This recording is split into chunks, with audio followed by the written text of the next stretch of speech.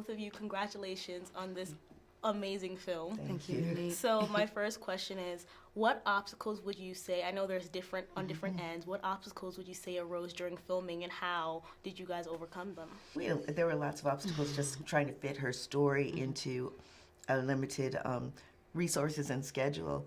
And then there were physical obstacles, a lot of them, just shooting at night in the weather, and you know, there was more rain, I think, than in 100 years. Where was this filmed? In Richmond, Virginia, right? around Richmond, Virginia. Nice. So those are the major obstacles, just kind of physical, how physically difficult it was. Yeah. Right. And for me, going through those physical obstacles, like getting into the water at 37 degrees, you know, those are real obstacles when you haven't done those things before. Because we just realized all but one stunt. Yes. So all of it was myself. So it's sort of navigating all of those things and figuring out how to do those and repeat at times when, you know, you might be tired and you're not used to doing that. So you just keep going, and I think you make sure that you have a team around you that's taking care of you, and then you know you're safe. Make sure that you've done the training beforehand so you're prepared for it, and keep going, and know in your head that, which is what we did, that whatever we were doing was never in any way, shape, or form harder than what Harriet would have had to go through. And Ms. Erivo, I know you've done the training because that performance was spectacular. Thank you. Where did that come from for you? It's come from learning. It's come from training. I went to drama school. I have some experience in life, I guess, and you know, calling on my own experiences as well. Having an incredible director who could help with any idea that I had to hone it and make sure that it was tailored for what was necessary for this piece. To help me, she gave me space when I needed it. When I was tired, she was there to hold my hand. That's where it came from. And having an incredible cast who gave everything that I needed in order to give what I needed to give back. Yeah. Right. And Ms. Lemmons, for you, how did your vision kind of change, or did it stay the same and was executed, you know, the way you intended once filming, or when you got on set and whereas you were around the cast and the crew? Did that kind of affect your initial vision and shape it into what the final product was? I mean, I think that that the vision remained in a beautiful way, and it was so beautifully fulfilled that I'm still astounded. John told the DP and I, every time we see each other, we're like, can you believe we got that? Right. I mean, I'm still astounded that we actually captured it, you know, that we managed to kind of create it and capture it, and that the actors were so available and so present and so giving, you know, and the cast was wonderful. We loved each other, and the crew, you know, it was just a really great group of people. Right, and last question for both of you. What was your favorite part of the film, and what are you most excited for audiences to see? I guess one of my favorite parts, which was probably heart-wrenching, is when Harriet and John, I guess they broke up, and John is found to have another wife. Just because it's one of those moments that you get to sort of see her womanhood, her vulnerability, and it's not something that we know very much about. And it was really important to me that we saw that of her, because we see this wonderful hero, and she's a superhero, and we see this picture of a woman, but we never get to see her as someone who was loved and loved back. And that, for me, was important. That's my favorite thing. For me, it was definitely having Harriet in my life, and having Harriet in my life through Cynthia. So it's both through the research and through her performance that I got to spend time with one of the great people that's lived, you know. Right. Awesome. Thank you so much. Thank you. How are you? I'm good. How you doing?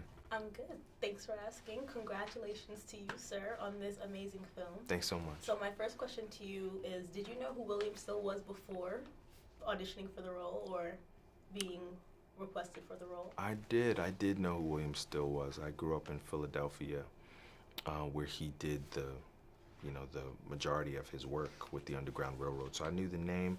What I didn't know about was possibly what led him to that work was all the childhood stuff. So it was, I had the great fortune to be able to do the research to learn about William Still's family and the fact that he was raised by 2 escaped slaves, and learning about the specificity of his mother's story.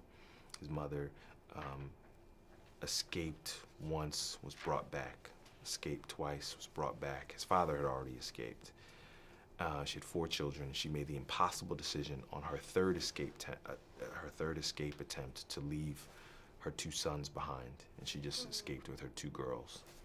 So William was born in Jersey, in freedom, but he was raised by a woman who was potentially grieving for the rest of her life. Right. And what was that research process like, finding all that information out? Where exactly would you say that you started? Did you start in your hometown, or was it just... Oh, great question. But I mean, it's all, we live in the information age. It's all like, you know, it's all right there for you. Not only did William was a wonderful writer, so there's his you know, his own writings about his life and the lives of people that he met and loved. But then there's a lot of stuff written about him. It's not hidden. There's tons of stuff. If you know, yeah, there's tons of stuff. Right. And so when you were getting into character as William, how did you go about picking his demeanor? Did you get a lot of it from his work, or was it all based on kind of like given circumstances? And did you see like someone in real life and you were like, I think I'm going to model William after this person? Oh, good question. Well, I took a lot from his writings. You know, there was a formality to them, and there was obviously a certain kind of education, you know, that he, you know, that I sort of related to or understood. You're also trying to find the connection, right? You're trying to find the places of the point of entry. So how are we alike? And I you know, so there was something about that I related to, but then I also thought it would be interesting in the playing of it to really play up their differences. You know, Harriet and William couldn't be more different, you know, just 2 different examples of Black life at the same time. Because of their backgrounds. 2 different examples of Black life living at the same exact time in America.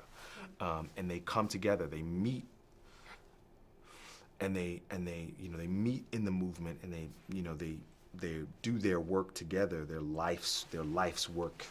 So much of it they do side by side, but they come from different points of view. So some of that is also just the actor in me, like playing up the contrast, because there can be combustion in that when people come from, you know, that odd couple thing, when people come from different backgrounds. You can mine that for drama or comedy. Right. And my last question, what was your favorite part of the film after seeing it, and what do you think the audience's favorite part will be, or their reaction to it at least? My favorite part of the film, there's a part I thought, I don't want to give too many things away, but there's a part where she No spoilers. there's a part where when she crosses a river. She crosses a particular river with people with her, and I really thought that it felt like the whole movie crossed over too. It feels like it's one movie before that moment and a different movie after it. So that was my favorite part, and I think the audience's favorite part that I saw, the audience's favorite part is when she has her big confrontation scene. I think that was the audience's favorite part. Thank you so much. Thank It was you. so great speaking with you. You too.